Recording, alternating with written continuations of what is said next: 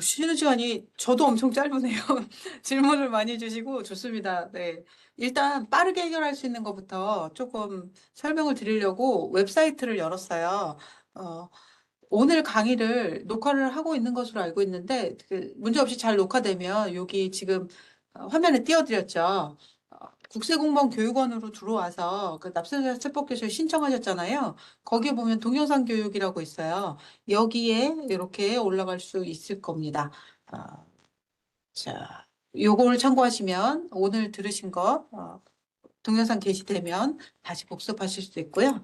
어, 승소과 관련해서 민법상의 어떤 규정을 조금 우리가 정확하게 알기 어려워요. 그래서 그런 것들을 법제처에서 운영하는 사이트 같은데, 예, 맞네요. 법제처 사이트예요. 생활 법령을 확인해보고 질문하면 또 답도 해주고 주요 질문 사례를 이렇게 스토리로 게시하는 사이트가 있어서 이걸 소개시켜 드립니다. 우리가 상속 포기를 하더라도 범위가 한정돼요. 질문 주신 것처럼 어, 직계 비속 1순위, 직계 존속 2순위, 그리고 3순위가 형제자매. 근데 또 4순위가 반계열 쪽까지 넘어가잖아요. 이게 이제 현실 생활에 안 맞는다, 현대사회에 안 맞는다라는 지적이 있음에도 불구하고 민법에서 개정 건의만 조금 되고 있고 실행이 안 되고 있는 것으로 알고 있어요. 근데 저희가 이제 주되게 다루는 분야가 아니다 보니까 정확한 답변은 요 생활법령 정보에서 하시면 좋겠고 상식으로 알고 있는 것은 그렇게 반계열 쪽한테 넘어가지 않도록 한 사람이 한정 승인으로 막아줘야 된다는 거예요. 그래서 우리 가정 내에서 책임질 수 있게 하려면 보통은 어머니가 한정상속해서 본인이 채무 범위를 재산 범위 내에서 질 수 있도록 그렇게 하시는 케이스가 많은 것 같아요. 그래서 여기 한정 승인과 상속 포기의 차이, 이 상속 포기 신고했을 때 어떻게 대응하는지 이런 사례들을 참고하셔서 검색해 보셔서 확인해 보시면 좋을 것 같습니다. 그리고 우리 국세청 세금 계산 해볼 수 있는 사이트, 이거는 지금 로그인 된 상태거든요. 제가 로그인을 해 놓은 거예요. 그래서 처음에 홈페이지에 이렇게 로그인을 하면 오른쪽에 여기 오른쪽에 모의 계산, 저 포인터가 좀 작죠. 어, 오른쪽에 동그란 버튼 중에 세 번째 모의 계산을 눌러보겠습니다. 눌러보면 이렇게 사이트가 모의 계산 페이지로 넘어가고 여기서 두 번째 줄에 왼쪽에 상속세, 오른쪽에 증여세 이렇게 나와요. 그래서 여러분들 설명드리려고 저도 이걸 사실 준비하면서 해봤는데 시간이 오래 걸린다는 단점이 있습니다. 제가 여러분들한테 이렇게 보여드리면서 해보려니까 이것만 해도 한 시간이 넘어가는 거예요. 여기 들어가는 내용을 설명을 해야 되는데. 그래서 일단은 저한테 설명 들으신 걸 토대로 복습을 여기서 해보시면 될 것 같습니다. 일단은 쉬는 시간에 제가 본 것 중에서 이렇게 설명드릴 수 있는 거 바로 해드렸고요. 나머지 부부지간에 증여하는 거, 생활 증여하는 거 이런 거 다 궁금증을 지금 풀어드릴 거예요. 증여세, 합산과세뿐만 아니라 여기 비과세를 조금 생활 비과세를 해야 여러분들 궁금증이 풀리실 것 같더라고요. 그래서 요 교환 중에서 사실은 재산평가를 좀 알려드리고 싶어서 스킵했었는데 다시 가서 요걸 하는 게 낫겠네요. 106페이지입니다. 비과세되는 증여재산. 요걸 질문을 고민을 많이 하시는 것 같아서요. 요걸 차라리 설명드리는 게 시간이 부족해도 중요할 것 같아서 요걸 해보겠습니다. 자, 그러면 인터넷 사이트는 다 되셨죠? 국세청 홈택스, 그리고 생활 법령 정보, 그리고 납세자 세법교실, 국세공무원 납세자 세법교실, 이렇게 세 가지 사이트 소개시켜드린 거 확인하시고요. 교환을 다시 보겠습니다. 106페이지 가기로 했죠? 비과세 증여재산. 됐네요. 법에 증여를 할 수 있는 경우를 예정을 하면서 생활에서 불가피하게 조금 지원을 해주는, 도움을 주는 성격으로 이익을, 재산을 줄 수밖에 없는 경우를 예정하고 있어요. 그게 비과세로 세금을 매기지 않겠다라는 항목으로 들어오는데 그 범위에 들면 세금 없어요. 그리고 세금이 없으니까 비과세는 원칙적으로 106페이지예요. 106페이지에 비과세되는 증여재산을 다시 질문이 많이 들어와서 조금 건너뛰려다가 다시 보고 있습니다. 예. 그러면 어떤 범위에서 이렇게 불가피하게 생활하면서 주고받을 수 있는가? 이재구호금품. 이거 당연히 어려움에 처한 분들 도와드리려면 재산이나 이익이 좀 가야 되겠죠. 현실적인 도움이 그런 범위인 거예요. 그리고 치료비. 당장 치료비가 없어서 치료를 못해서 도움을 줬다. 그러면 이거는 인권적인 거잖아요. 이런 범위는 괜찮다는 거예요. 근데 생활비, 교육비라면 어떡할 거냐? 이게 문제인 거죠. 이거는 여기 문구 그대로 보실까요? 피부양자의 생활비와 교육비. 그러면 어떤 범위로 제한된다는 거예요? 부양의 범위로 제한이 된다.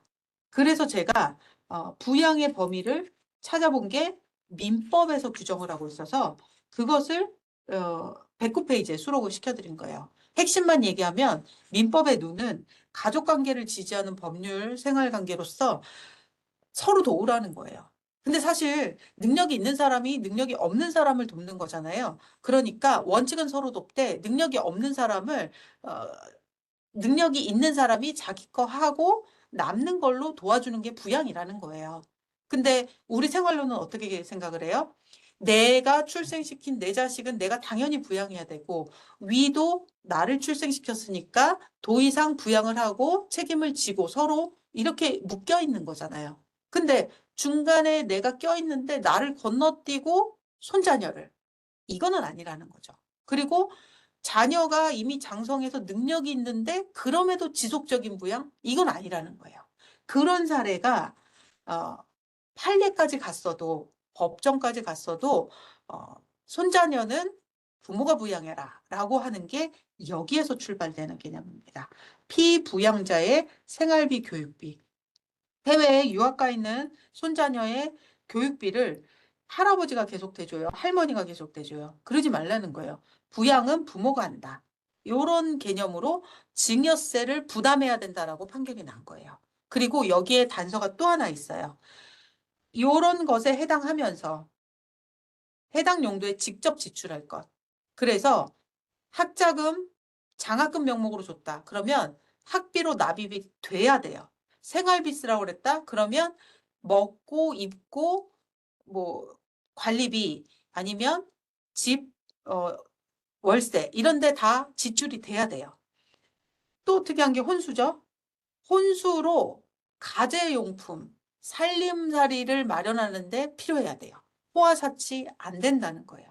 그 예시가 이런 질문 사례로 심판 조심이라는 거는 심판원에 갔다는 얘기죠. 그리고 서면 인터넷 이런 것은 국세청이 답변을 해준 거예요. 누가 받은 것인지 정확하게 축의금 같은 거는 혼주가 메인이다. 주인공들은 사회초년생으로 그들이 받은 것은 특정해서 확인이 돼야 된다라고 얘기를 하고 있고 혼수용품에 호화사치품은 안 되고 생활용품, 가사용품에 한정해서 비과세 된다고 답변하고 있어요. 대신에 치료비 같은 거는 부양 범위를 벗어나서 더 폭넓게 인정을 해주고 있고 생활비, 교육비로 주고받은 것을 그 용도에 쓰지 않고 자기가 자력으로 부양할 수 있어서 여벌로 받아서 모아서 뭐 재테크했다. 안 된다는 거예요. 왜요? 비과세가 직접 그 용도에 지출하라고 했기 때문에 그것 때문에 안 되는 겁니다. 그래서 만약에 요거를 계속 이렇게 줬다. 그러면 증여세 신고하시는 게 맞아요. 그리고 고정적으로 줬다. 그러면 그거는 나중에 재산평가 파트에서 보실 수 있겠지만 이렇게 한번 말 나온 김에 볼까요? 유기정기금 이런 거 있어요. 그러면 그걸로 신고를 하시는 게 맞습니다. 페이지를 좀 찾고 있습니다. 유기정기금은 180페이지 있어요. 180페이지에 계속 고정적으로 뭔가 돈을 줬다. 그러면 어, 10년간 얼마를 계속 주겠다. 이렇게 약정을 하고 계속 준 총 금액을 땡겨서 오늘 가치로 이렇게 환산하는 그런 방법이 있거든요.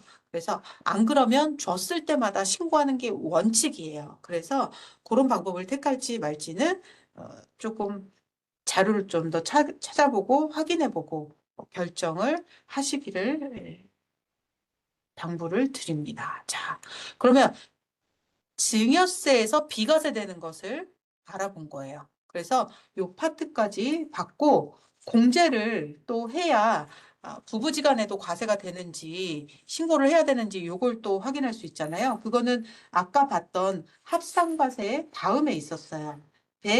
127페이지로 갑니다. 증여재산 공제예요.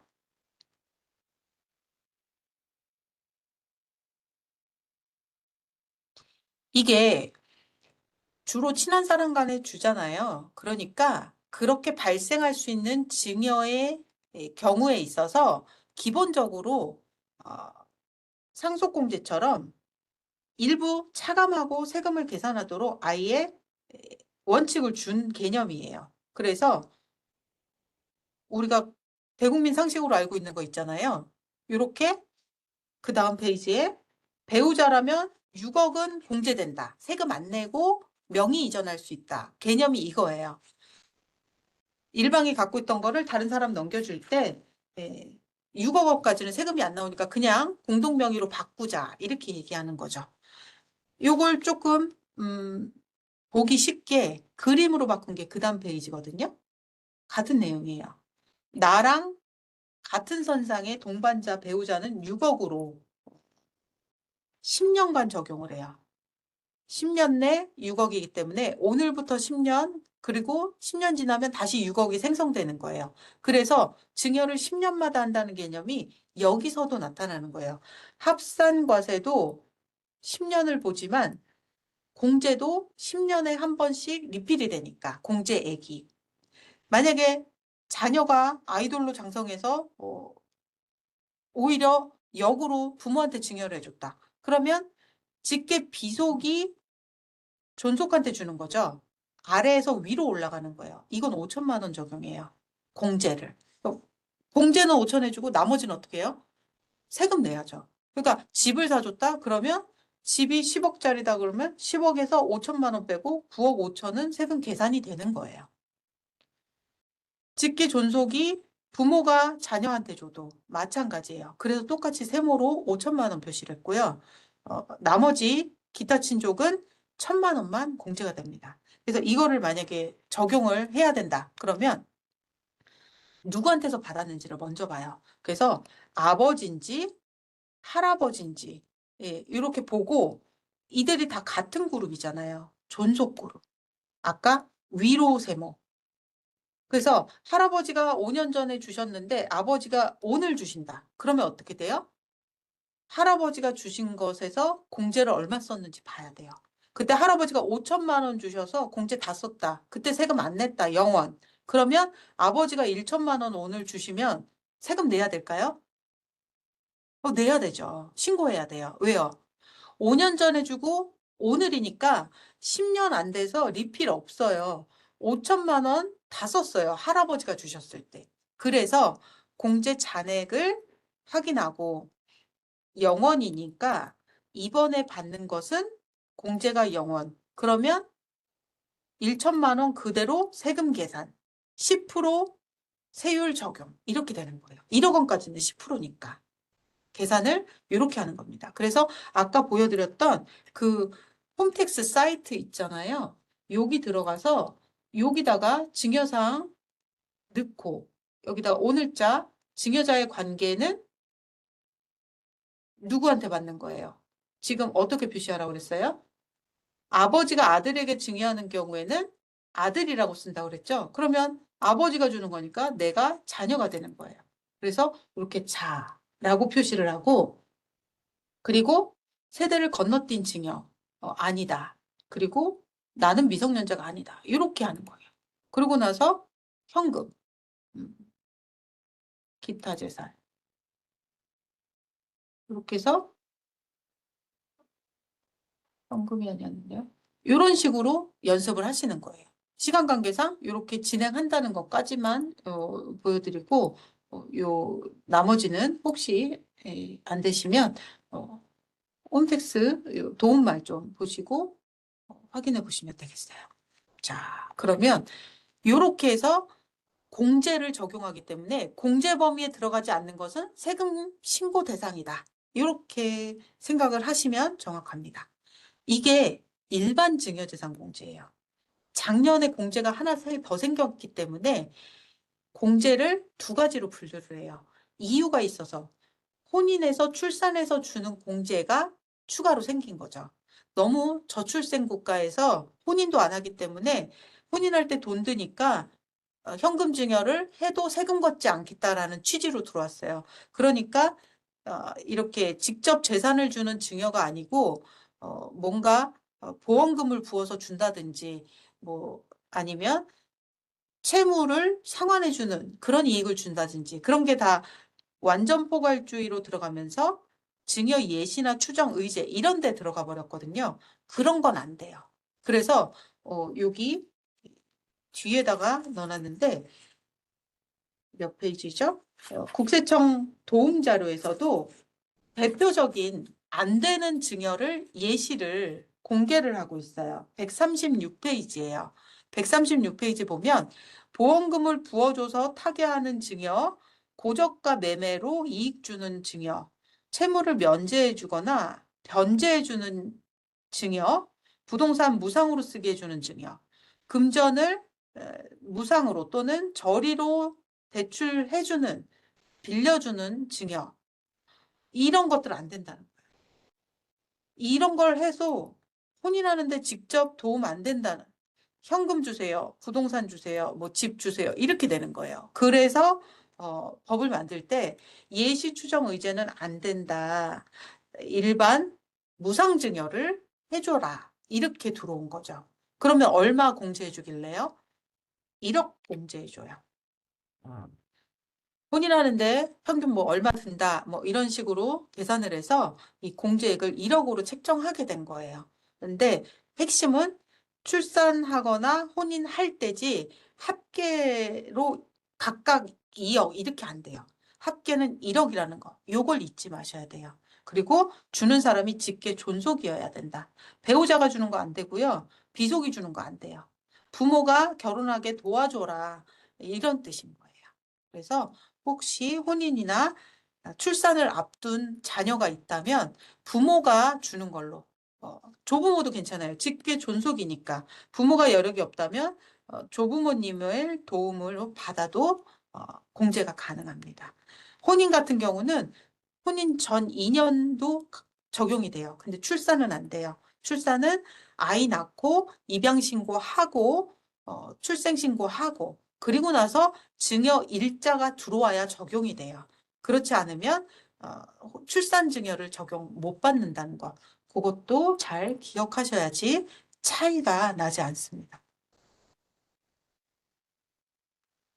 증여재산 돌려주는 것, 이런 거는 많지 않으니까 요거는 생략할게요. 지금 마지막 시간 30분 남았는데 평가를 그래도 빠르게나마 좀 설명을 드리는 게 여러분들이 증여를 계획 세우고 상속세 가늠하는데 실질적인 도움이 되실 것 같아요. 그러면 평가로 넘어가 보겠습니다. 자, 아까 홈택스 열어보면 이런 식으로 상속재산 스스로 평가하기 뭐 이런 것도 있어요. 근데 이런 걸 하려면요. 뭘 알아야 확신 있게 하지 하면서도 불안하면 좀 그렇잖아요. 그런 걸 해소시켜 드리고 싶어서 꺼낸 거예요. 잠깐만요. 여기 확대해 보면 유사 매매 사례가의 뭐 평가 기간 이런 개념들이 들어오니까 사람을 좀 주눅들게 하는 거거든요. 그거 설명해 드릴게요. 145페이지예요. 상증법상에 재산을 평가하는 기준을 마련할 수밖에 없었던 거는 이해하시죠? 무상 이전이니까 얼마인지 금액을 매기지 않았어요. 펜을 떨어뜨렸더니 노래가 시작해요. 그래서 The stars are dim, but they 무상 이전이다 보니까 금액으로 재산가액을 만들어야 되는 숙제가 있는 거죠. 그래서 그것을 어떻게 평가할지 우리 이조서관이 평가에도 박조서관이 평가에도 동일한 가액이 나오게 누구나 똑같은 결과가 나야 형평이 유지해야 되니까 원칙을 정한 게 시가로 평가자예요. 시가의 한문을 잘 보셔야 돼요, 여러분. 한문이 뭐라고 돼 있어요? 떼시예요. 우리가 부동산 거래할 때 요새 시세가 어때요? 좀 오르고 있나요? 이런 시세 아니에요. 통상 현재 형성되어 있는 가격대 이런 거 아니에요. 요즘 가격, 그때의 가격이에요. 그래서 그때를 중요하게 생각하고 우리가 증여받은 그 재산이 핵심이 된다는 게 포인트입니다. 그걸 한번 잘 기억하시면서 들어주세요. 그러면 상속받은 재산, 증여받은 재산을 그때의 가격을 찾고 싶은 게 평가의 원칙이에요. 그래서 그때의 가격을 어떻게 하기로 하느냐면요.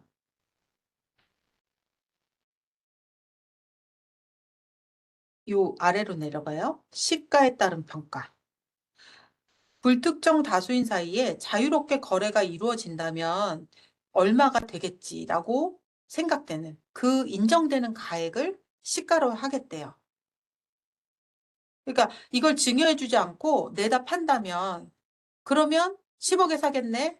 그러면 증여 재산가액도 10억이 돼야 된다는 거예요. 합리적이네요. 근데 내가 세금을 낼 때는 조금 낮게 평가됐으면 좋겠지만 그래도 모두를 위한 원칙을 마련할 때는 이렇다는 거예요. 근데 증여해주면서 동시에 팔 수 있어요? 안 되잖아요.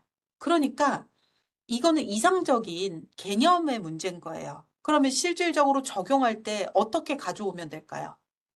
거래가 있었다면, 매매 거래가 있었다면 그 가격. 수용됐다면, 공매 경매 있다면. 이거는 강제로 가져가는 거래이긴 하지만 대가를 주잖아요.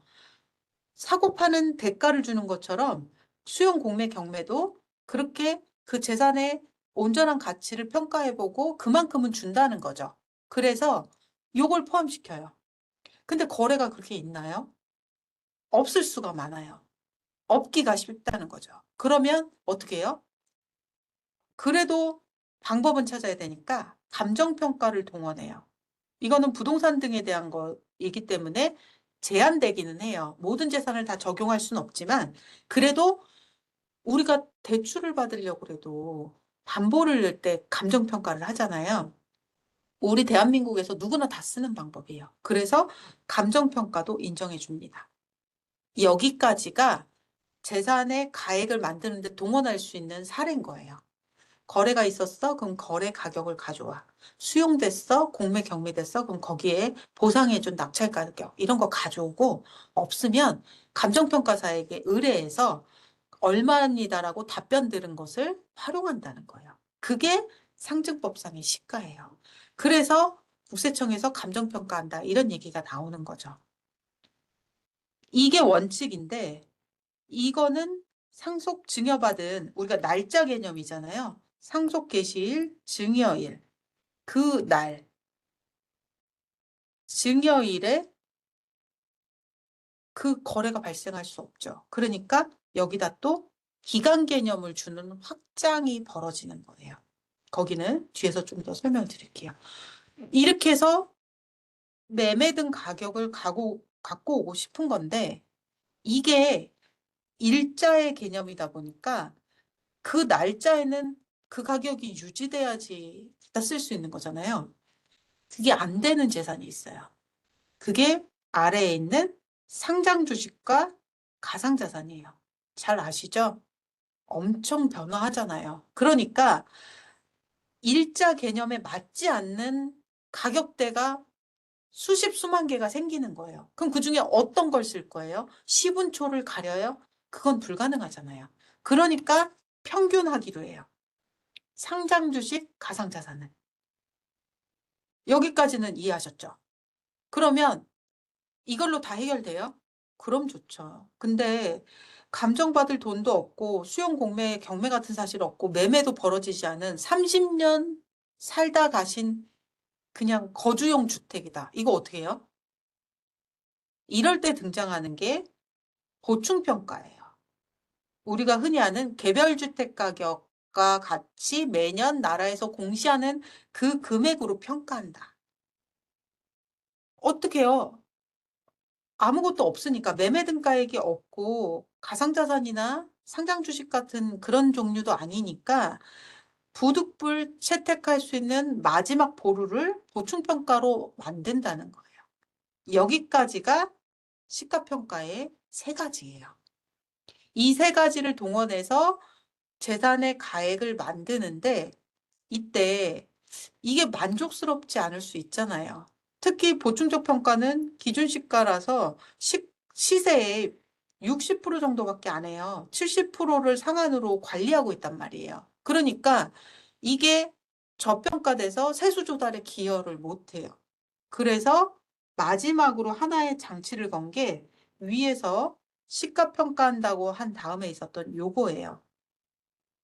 그 재산이 저당권 설정돼서 채권자가 이걸 담보 잡고 돈을 융통해 주는 등의 채무를 인정해 준 게 있다면 그 과정에서 이 재산이 채권자가 10억으로 평가해서 8억 빌려줬다. 이러면 저당권이 10억이 들어올 거 아니에요. 너한테 8억 빌려줬지만 이제 안 갚을 거 내가 이거 공매 넘겨야 될 거 생각해서 10억은 저당권 설정해야겠어. 이거 동의해주면 빌려줄게 8억. 이렇게 되는 거잖아요. 이런 가액이 있다면 이것을 활용한다는 개념이 추가가 돼요. 왜요? 시가가 적을 것에 대비하는 거예요. 그래서 시가 평가를 원칙으로 하지만 담보한 채권액이 있으면 그 채권액을 재산가액으로 하겠다가 비교 큰 값으로 비교한다. 이런 개념이 들어요. 그걸 이렇게 그림으로 정리해 드린 거예요. 그래서 이 개념을 알고 계시면 일단 시가에 접근은 됩니다. 그래서 우선 재산을 바라봐요. 상장주식 가상자산이면 볼 것도 없어요. 그냥 평균액 할 거예요. 너무 많이 변화가 되니까. 근데 그 상장 주식이나 가상자산이 아니면서 시가를 찾을 수 있는지 나머지 재산이라면 시도를 해보는 거예요. 그리고 나서 시가를 찾을 수 없다면 그때 궁여지책으로 보충적 평가 방법으로 간다는 게 시가를 판단하는 개념이고 그래서 상장 주식 가상자산은 시가 A라고 이름을 붙여준 거예요. 먼저 이걸로 종결. 나머지 시가를 찾는 과정에 들어가서 찾아내면 시가 B. 아무리 찾아도 없어. 시가 B를 찾아낼 수가 없어. 그러면 보충평가 방법으로 시가 C를 만들어 놓자. 이렇게 되는 거예요. 그래서 A든 B든 C든 마지막 하단에 여기에 값이 나오면 얘들이 저당권 잡힌 채권액이 있다면 채권자가 인정한 그 금액과 비교를 해서 요 맥스가 비교라는 뜻이잖아요. 둘 중에 둘의 비교값이 시가평가액 ABC 중에 하나. 그리고 채권액 합계액. 큰 것을 상속세 결정할 때, 증여세 결정할 때 재산가액으로 한다는 겁니다. 이해하셨어요? 네. 그게 시가평가의 큰 원칙이에요. 이것에 따라서 찾아내는 방법인데 아까 말씀드린 대로 증여하고 있는데 거래할 수가 없잖아요. 그러니까 그런 가격을 찾아오는 데 있어서 어, 기간을 줄 수밖에 없는 한계가 있다. 그래서 추가되는 개념들이 들어옵니다. 원래는 상속 개시일 날, 증여일 날, 그 날짜에, 그때의 가격을 찾기로 한 거였잖아요. 근데 현실적으로 어려우니까 상속이라면, 상속재산은 6개월을 봐요. 앞으로 뒤로 6개월. 그러니까 총 1년을 보는 거죠. 1년 기간 동안에 아까 얘기한 매매 등 가격이 있다면, 매매했거나 공매, 경매, 수용 있다면, 아니면 감정평가라도 받았다면, 그것을 이 기간에 들어오면 인정해 준다는 거예요. 요 빨간색 보이시죠? 빨간색 기간 앞으로 뒤로 6개월 기간에 인정해 준다는 거예요. 근데 증여도 똑같이 가고 싶은데 증여는 어떻게 돼요? 증여는 그 전에 6개월은 되는데 3개월밖에 안 돼요. 왜요? 3개월 만에 신고해야 되잖아요. 그러니까 신고하고 난 다음에도 찾으라고 할 수는 없는 거잖아요. 그리고 신고하기 전에 찾아내야 신고가 가능하고. 그래서 증여는 3개월로 끊어지는 거예요. 이 기간 내에 가격을 찾아내면 그걸 쓰고요. 그게 여기 범위예요. 이것도 쉽지 않아요. 특히 부동산 같은 경우는 뭐 몇십 년에 한 번 거래할까 말까잖아요. 그러니까 쉽지 않아서 또 예외를 둬요. 평가 기간을 넓히는 예외를 둬요. 그래서 전후로는 2년까지 넓혀주고요. 이후로는 어떻게 해서든지 간에 세금 결정할 때까지는 찾아보는 거예요. 그런데 우리는 그 날짜에 그 가격 알고 싶은 건데 이렇게 하면 너무 멀어지지 않나요? 멀어지면 무슨 일이 생기죠? 가격 가치가 바뀌잖아요. 이거를 해결하기 위해서 심의위원회에서 다 같이 의논하는 거예요. 가격 변동성이 특별하지 않으니까 가격이 유지되었다고 보고 시가로 인정합시다. 안 돼요. 유지가 안 됐어요. 그때 서브프라임 났잖아요. 무슨 일이 있었잖아요. 그 가격 유지가 안 됐어요. 그러면 시가가 안 되겠네요. 이렇게 된다는 거예요. 그래서 시가를 만드는 방법이 그 날짜의 가격을 찾고 싶지만 그 날짜의 가격을 찾기가 어려운 사정을 감안해서 기간을 주고 기간에서 찾으면 오케이, 시가. 근데 기간에서 못 찾아서 어쩔 수 없이 넓히면 그러면 그때는 하나를 더 봐야 된다. 왜? 가격이 변동할 수 있는 충분한 시간이 벌어졌기 때문에 이 날짜, 상속개시일 증여일 날짜의 가격을 반영하고 있다고 볼 만한지를 심의로 한번 같이 검토해 보자.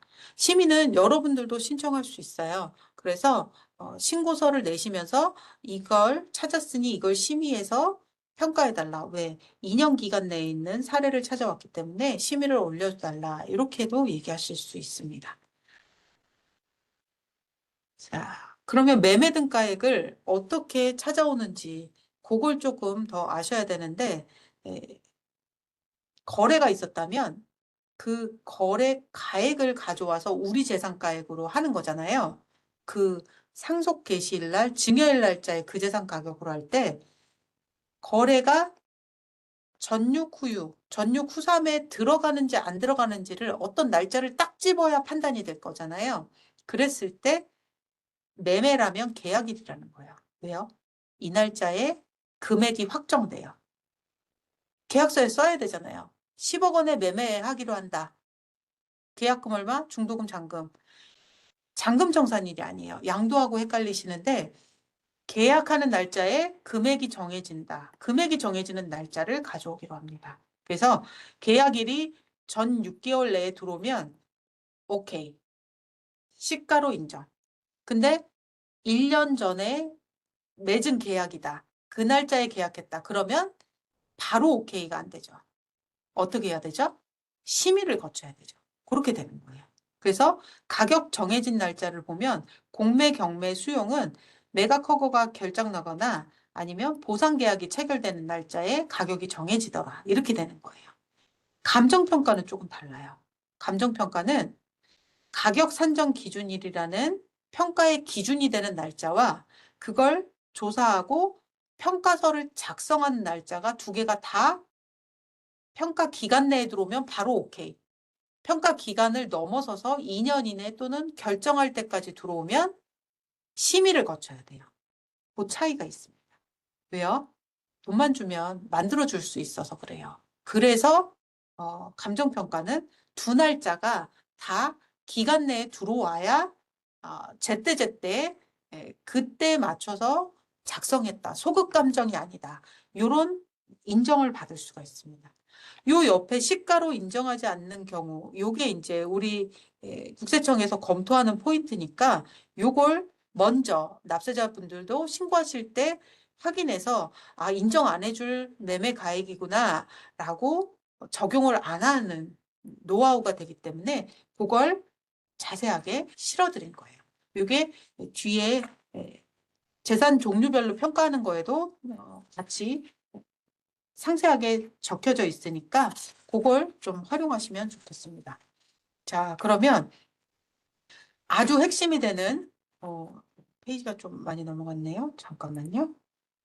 어디야? 나 여기까지 왔죠? 음,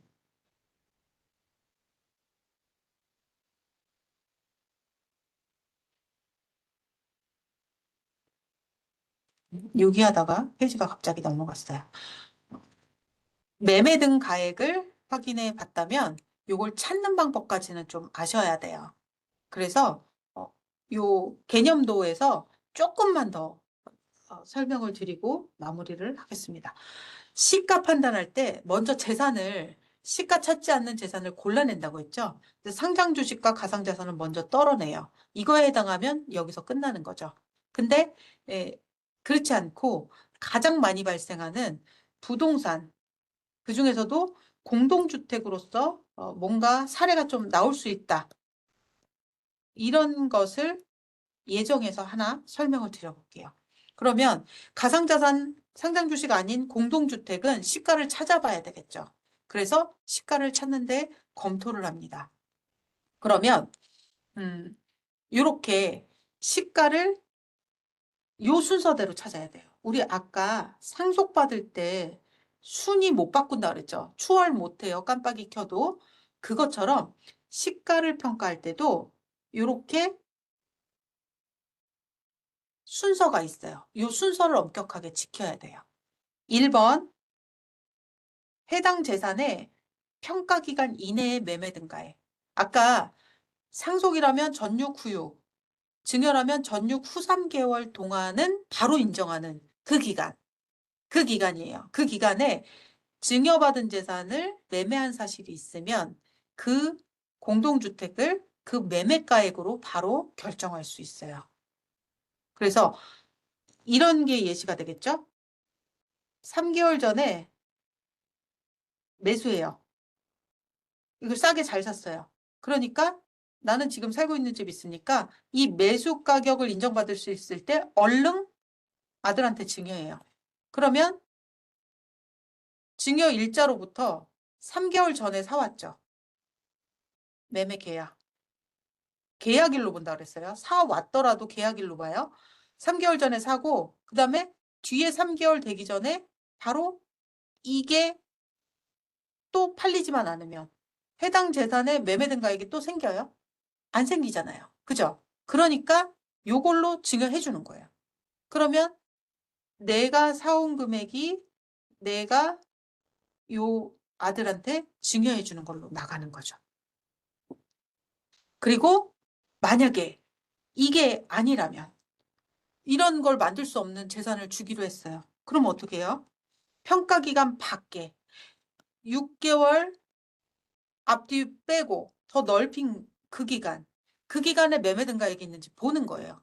그러면 2년 전에 사온 거였어. 그러면 요걸 또 끌어다 댈 수도 있는지 바로 안 되잖아요. 심의 거쳐야 되겠죠. 이걸 심의해서 인정해 주세요 하고 신청할 수 있다는 거예요. 그렇게 하시는 거죠. 근데 해당 재산에 이런 매매 등가액이 전혀 없어. 거래 없었고 수용 공매 경매 감정평가도 없어. 그러면 어떻게 해요? 우리 당근에 이런 펜 팔 때 어떻게 접근하죠? 이거 얼마에 올리면 사람들이 살까? 이거는 없더라도 비슷한 거 있지 않을까? 이렇게 찾잖아요. 세법도 똑같아요. 해당 재산이 아니면 유사 재산 이거 어떻게 접근해야 되지? 이렇게 되는 거예요. 그래서 공동주택이면 교재도 실어드렸지만 아파트뿐만이 아니에요. 그래서 유사한 것을 찾을 수 있는 아파트, 연립, 다세대 주택 요 세 가지를 다 포함해서 생각하셔야 돼요. 자, 시간이 벌써 40분이 돼서 혹시 바쁘신 분들은 그냥 정리하셔도 괜찮습니다. 제가 약속한 범위 내에서 조금 더 설명을 드리고 싶어서 저는 요 시가를 평가하는 것 주요 개념까지만 조금 더 설명을 드리려고 해요. 그래서 어, 더 들으실 수 있으면 좋겠는데 일정이 있으실 수도 있으니까 먼저 가셔야 되시는 분들은 지금 가셔도 괜찮겠습니다. 고생하셨습니다. 네. 자, 그러면 또 맞아. 얼른 설명해야 또 끝나겠죠. 네. 유사재산을 찾을 수 있는 게 대부분 공동주택이에요. 근데 아파트뿐만이 아니라 연립이나 다세대까지도 다 포함한다는 거를 먼저 기억을 하시고 유사재산이 있으면 그걸 갖다 씁니다. 그래서 그걸 똑같은 방법으로 매매 등가액이 있는지 평가 기간 내를 먼저 보고요. 그리고 없으면 그 다음에 평가 기간 밖으로 넓혀서 찾는다는 거죠. 요걸 적용하는 방법을 상세하게 이렇게 넣어드린 거예요. 그래서 요 1, 2, 3, 4를 순서를 설명을 드렸고 유사재산 공동주택을 유사하다고 볼 수 있는 범위 이게 중요하죠. 이게 요 세 가지가 외워주셔야 되는 거예요. 같은 단지에 있는 연립주택 다세대 주거 전용 면적과 공동주택 가격 차이가 5% 이내 들어와야 될 것. 이렇게 되는 거예요. 그래서 다세대든 연립이든 아파트든 같은 단지에 있고 주거 전용 면적과 공동주택 가격 차이가 5% 이내면 유사재산으로서 그것의 매매 등가액을 갖다 쓸 수 있다. 그러면 유사재산까지 넓히면 둘 이상이 막 나올 수 있겠네요. 거래가 많을 때는 예, 나올 수 있습니다. 그때는 어떻게 해요? 공동주택 먼저 보시죠. 얘는 좀 특정해서 따로 기준이 있거든요. 공동주택 가격 차이. 이게 고시되는 그 공시지가의 개념의 그 공동주택 가격이에요. 매년 고시되는 거. 그 가격 차이가 가장 작은 것을 우선해줘요. 무슨 얘기냐? 평가 기준일 놓고 여기에 기간이 있잖아요. 원래는 가격 변동이 이 날짜에 가까울수록 적겠죠. 근데 공동주택은 이 기간의 연속성을 따지지 않는다는 거예요. 그래서 뭘 기준으로 본다? 공동주택 가격 차이만 봐서 이게 가장 작은 것을 우선 쳐줘요. 여러 개일 때. 매매 등가액이 여러 개 나왔을 때. 근데 그것도 다수다. 그러면 그제서야 일반론인 평가 기준일에 가까운 것. 이렇게 멀리 떨어진 거 아니고 가까운 것을 인정해준다. 이렇게 가는 그 방법을 두 번째로 채택하는 거예요. 공동주택이 아니면 첫 번째로 시간의 연속성, 근접성을 먼저 봐요. 네. 그게 공동주택에서 유의해야 될 사항인 거죠. 그래서 다세대 연립이 다 공동주택, 아파트처럼 포함된다는 건 주택법 따라가는 규정이라는 것도 실어드렸습니다. 제가 설명드린 게 다 교환에 글자로 들어가 있어요. 근데 말로 설명드리면 훨씬 더 이해가 더 되니까 가능하면 조금 더 한마디라도 더 설명을 드리려고 하는 거죠. 지금 본 공동주택 사례가 예시로 실어드렸는데 이 4월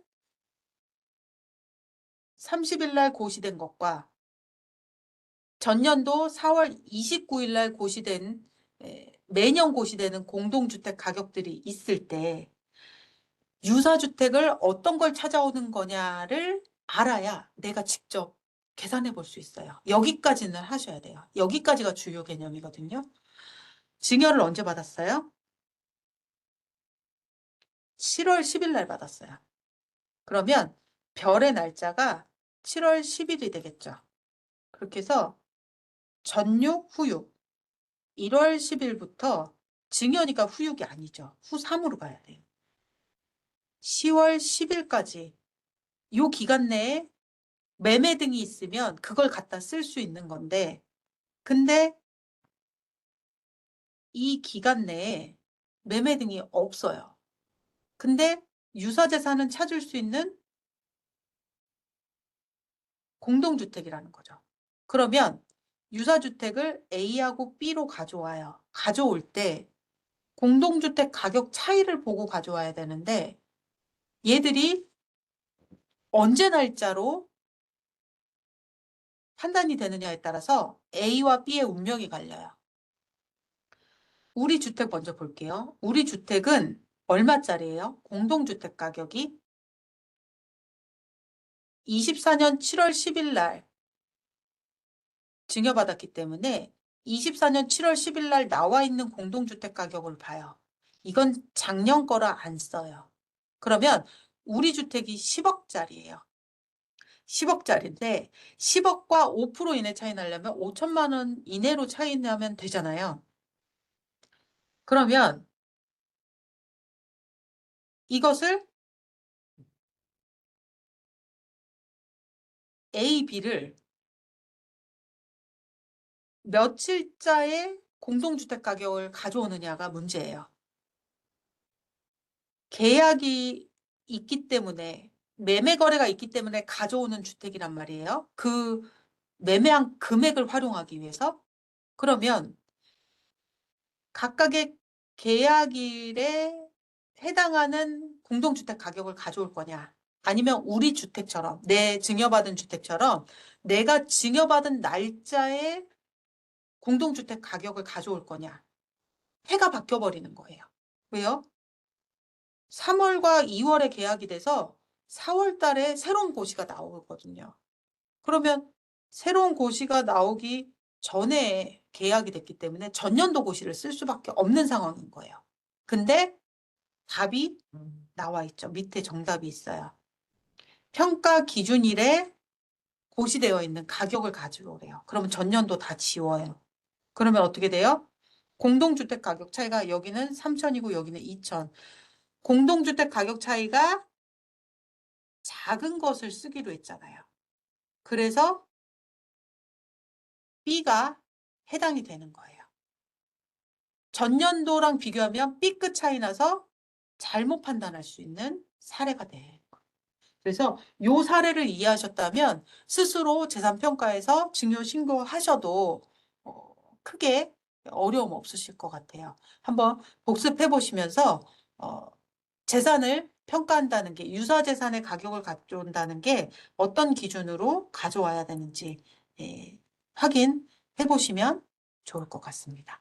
자, 요 유사재산의 가격은 국세청 홈택스에서 정보를 제공하고 있어요. 내가 판단을 할 수 있어야 되기 때문에 그거를 좀 상세하게 설명드린 거고 저희가 갖고 있는 정보 내에서는 납세자분들께도 신고하시는데 도움받으시라고 제공하고 있습니다. 여기까지가 시가 B를 찾아오는 방법이었어요. 그래서 요 시가 B가 아니라면 시가 C로 가야 될 텐데 그걸 가는 방법을 이렇게 교재에 실어드린 거예요. 보충평가 방법이라고 그래서 기준 시가를 통칭으로 얘기하는 각 재산마다 고시되는 그 금액 있잖아요. 그걸 활용하게 재산별로 규정을 두었습니다. 그래서 제가 설명드리고자 했던 방법은 재산 종류별로 접근하는 거였어요. 그래서 이걸 이렇게 토지부터 몇 페이지죠?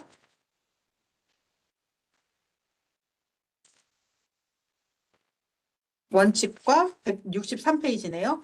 163페이지부터 그 가격을 가져오는 원칙, 검토 항목에 써 있어요. 토지도 원래는 시가를 찾을 수 있다면 시가를 매매등 가액이라는 거요. 매매등 가액을 하는데 그 매매등 가액이 없어서 시가 B를 할 수 없어서 C를 채택하는 과정이기 때문에 평가 방법이 평가 기준일 현재 고시된 개별 공시지가라는 거예요.